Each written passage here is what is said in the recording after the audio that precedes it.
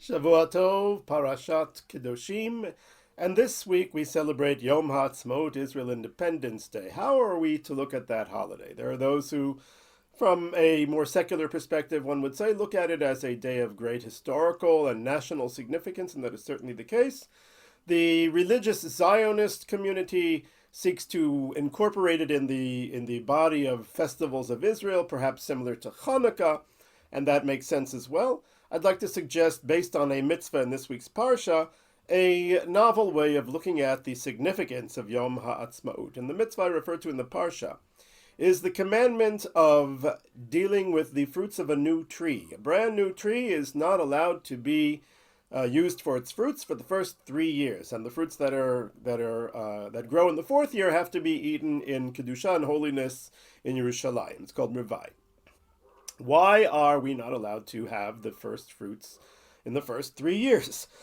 Normally we have commandments about first fruits that involve sanctity, and we have firstborns that involve sanctity. So why not just say, okay, when the first fruits come in, have them in holiness right away? Why wait 3 years? So the commentaries are discussing this. Many explanations are offered. I will focus on the Rambam. The Rambam gives a interesting historical explanation, as he does for a number of commandments, that relates to idolatrous practices. Apparently, the old pagan nations used to do religious ceremonies, sacrifices to their idols, in order to speed up the process by which a tree creates fruit and food.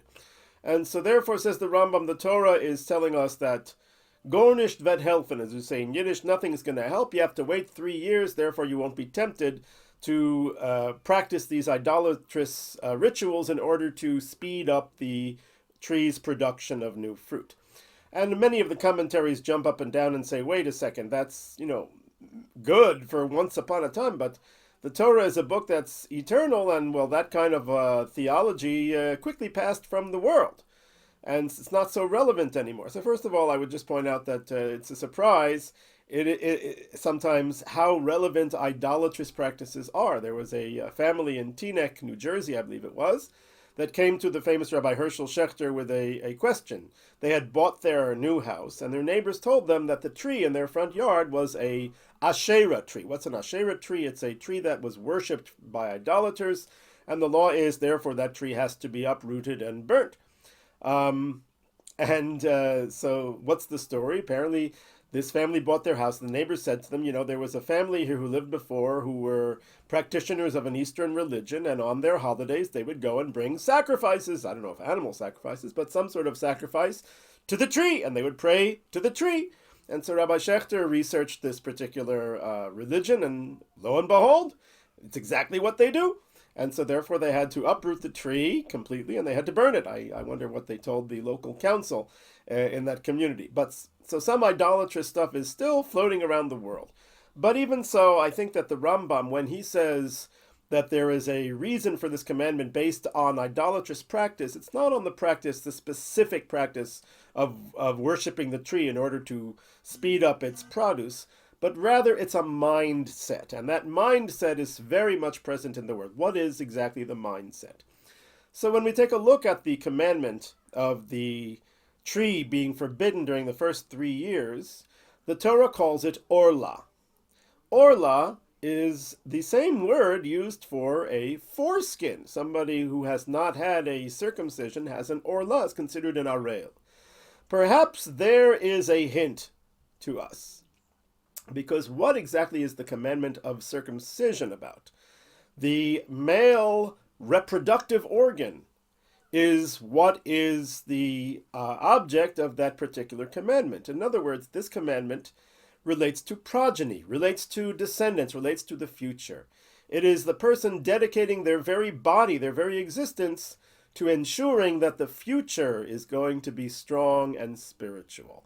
In a similar vein, there is a famous midrash that talks about the Jews at Mount Sinai. When Moses said to them, will you accept the Torah? They had said, Na'aseh v'nishma, we will do it and we will learn it. In other words, yes, they were more than willing to accept the Torah. Yet the Midrash says, on the verse that says that they stood beneath the mountain, The Medrash says that they literally stood beneath the mountain. What does that mean? That God picked up the mountain and held it over their heads and said to the Israelites, if you accept the Torah, excuse me, if you accept the Torah, good, and if not, there shall be your burial. And the question that all the commentators ask is, why was this necessary? Didn't the Jews say with great enthusiasm, we will accept the Torah, we will do, and we will listen? Why was there any need to threaten them if they had already accepted? And so my teacher, Harav Aaron Soloveitchik Zatzal, explained that generation of Israelites, of Jews, had witnessed God's great miracles, and for them it was easy to believe in God because they had seen with their own two eyes. Therefore, as far as accepting the Torah for themselves went, that was simple. Of course, whatever God said, we will do and we will learn because we know God, we believe in God. But they said, what about our children, our grandchildren, those who didn't see with their own eyes? Maybe they won't believe as we believe, and, well, if we accept the Torah on their behalf, we'll be obligating them on something that perhaps they won't fulfill, and then it will not be in their merit, it will be to their detriment. So therefore they were reluctant to accept the Torah on behalf of their descendants. And so on that account, God says, listen, if you accept the Torah for yourselves, it's not enough. You need to accept it for your descendants as well. And if you do that, fine. But if not, if you only accept for yourselves and not for your descendants, you're going to be buried here. In other words, the Jewish people will never survive. In other words, when we accepted the Torah, it had to be on condition that we will do our utmost to teach faith, to teach belief, to teach Torah values to our children, grandchildren, and descendants throughout time. And that is the essence of our nation, that we are a nation that is dedicated to the future. Now think back about the pagan practice mentioned by the Rambam. The Rambam mentions that the idolaters would worship their gods and bring sacrifices in order to have the trees bring forth fruits right away. In other words, the idolaters believed in today. We need to have good life today. We need to appease the angry gods so that we will be safe today. And all of the ancient empires functioned on that mindset. Let's build a great today and try to preserve it as long as we can. But the nation of Israel was always different. Our goal has always been tomorrow. Even our celebration of Passover, excuse me, which celebrates the Exodus from Egypt, is focused on the children, on teaching them the story so that they will bring the faith with them as they themselves have children, and so forth and so forth. And so this is the fundamental difference in the mindset. And that's why the Rambam says that the mindset of the idolater, which is today, is completely opposite the mindset of the Israelite, which is tomorrow. And therefore the tree, you must wait. Wait 3 years. Wait for the future. Let it grow. A tree is compared to a human being. Ha'adam eitz hasadeh. A man is considered like a tree. And just like a man has the Brit Milah, the circumcision, which is the dedication of the future, so to the tree. We have to wait 3 years, and then the 4th year it's eaten in holiness as a dedication to the future. And this brings us to the connection to the land of Israel. You see, the land of Israel is not just a geographic location. We have a commandment which we are currently observing, the sabbatical year, or the Shemitah. There is a discussion in the halacha whether the obligation of observing the Shemitah, which means not working the fields, certain labors are forbidden in the fields, is that an obligation on the man or woman for the same price, or is it an obligation on the land? What does that mean? In other words, is the commandment of the sabbatical that a Jew should not work in their field, or is it that the Jew should make sure that the field does not get worked in? What would be a practical difference if there would be some kind of mechanized system for doing the forbidden labors in the field? So the Jew pushes a button or whatever, and then goes and sits in the Beit Midrash and studies Torah. So the field, if I say that it's an obligation on the field is being worked nonetheless, so then that would be a violation of the sabbatical year. But if it's an obligation on the Jew not to be doing labor in the field, well, the Jew isn't doing labor in the field. He's not plowing, he's not planting, he's not harvesting. He's learning Torah. So perhaps that would not be a violation. It's a much deeper conversation, but I would like to suggest that it is it's a third possibility, and that is that the commandment of the sabbatical year of Shemitah is considered a commandment between man and his fellow. Yes, the land of Israel is a living, breathing entity, and therefore we have a relationship with her. And it is a relationship where if we are improper towards her, we defile her, we don't respect her sanctity, we don't observe the sabbatical, so then she is insulted, she is hurt. And the Torah says that exile comes about because of the sabbatical year that was not observed. And the Torah says something fascinating. It says when the Jews are in exile, then the land will be appeased of all of the shmitot, the sabbatical years that she did not observe. That's an interesting concept. First of all, we can assume that there are non-Jews in the land that are still planting the field. So how is it that the Jews being exiled, and that's even more so because they're not even obligated in the sabbatical year. So for sure the non-Jews that would live in the land while we are in exile would be working the fields. But you see, that doesn't hurt the land because the land has no relationship with them. But the land has a relationship with us. And so therefore, when we are violating that relationship and treating the land of Israel cruelly by working her during the sabbatical year, she is hurt. And therefore we go into exile, and then she will be appeased for all of the sabbatical years that she did not rest when we were here. In other words, it is the connection of Israel and the land of Israel. The name Adam, human being, comes from the word Adamah, which means earth. The Torah says so.